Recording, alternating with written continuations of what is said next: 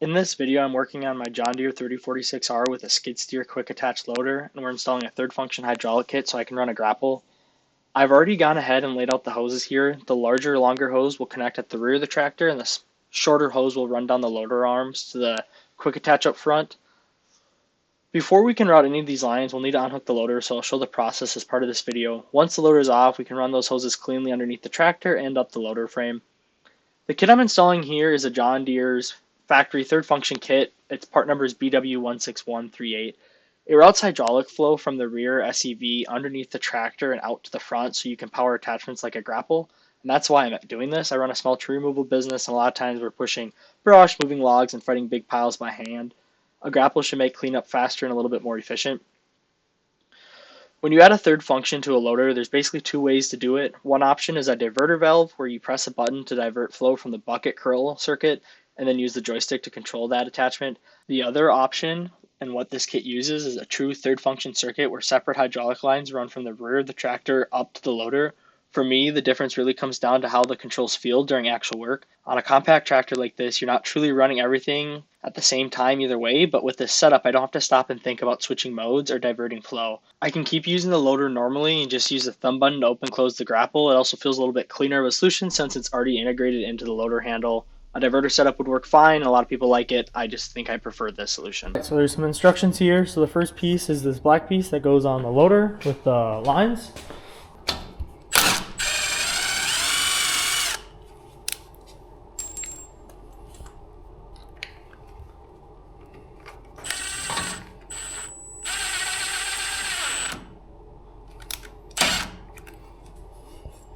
Alright, so we've gone ahead and put the lines in.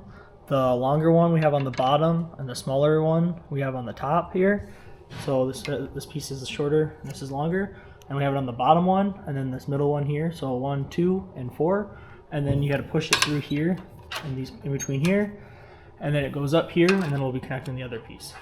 Now these two need to get routed here, and we're going to take this off, and that's where the shorter hose is going to go. So we're going to cut those.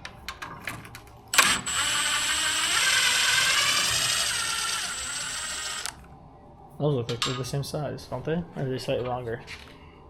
Okay, slightly longer. So you take that bolt out, and then you put in this longer one.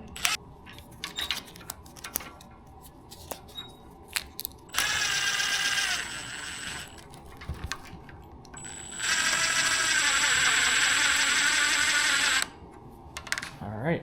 And we're leaving everything loose while we're mocking it up. We left the current sleeve on and just routed these two here. So this has the female side, and then that has the male side there.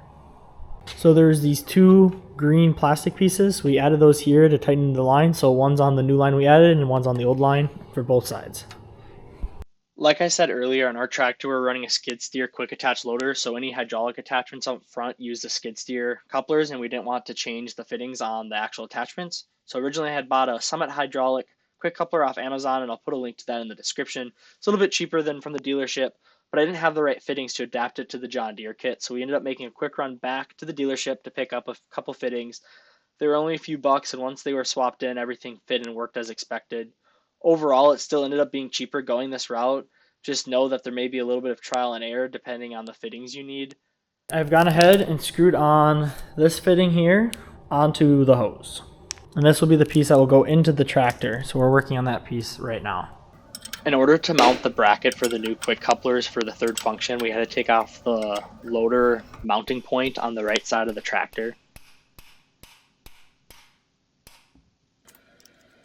When you put the new quick couplers on, there are two snap rings to secure them on each side of the piece, and then we're screwing in those to the hoses, and then we're just tightening the hoses down here.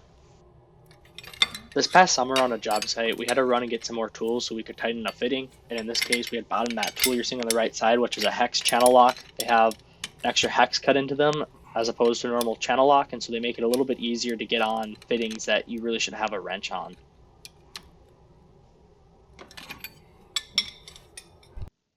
We then attached that into the quick coupler bracket and got everything set there. We are running the hoses between the loader arm mounting point and the cab. And then underneath the tractor, I'll show you what we did. This part wasn't really clear in the instructions, but we zip tied it to a few points and it routes back between the frame and the hoses, but they come in from underneath the bracket. It's kind of a tight squeeze there with the hoses. They're not super flexible. And like I said, they run down the tractor frame in between some other hydraulic lines.